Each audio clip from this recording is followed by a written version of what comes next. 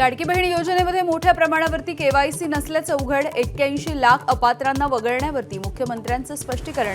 महिलांच्या नावे पैसे घेतलेल्या 14,000 पुरुषांकडून वसुली करणार फडणवीसांची माहिती.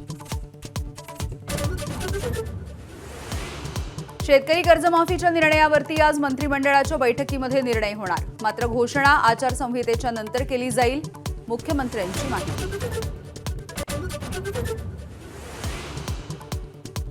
सुनील टिंगरे पुणे विधान परिषदेच्या निवडणुकीमधून अर्ज मागे घेणार. पार्थ पवार यांना टिंगरेंची नाराजी दूर करण्यामध्ये यश.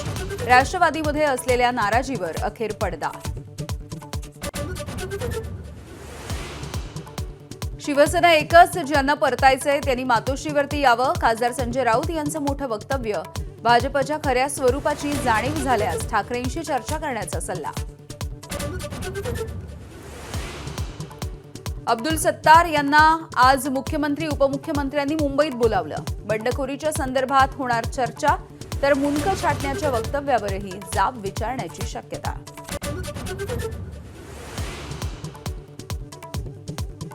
विधान परिषदेमध्ये जागा न मिळाल्यामुळे रामदास आठवलेंची नाराजी. दगाफटका करत नाही म्हणून गृहीत धरू नका. महामंडळ नियुक्त्यांमध्ये तरी आमच्या मैत्रीचा सन्मान राखा. आठवलेंची पोस्ट.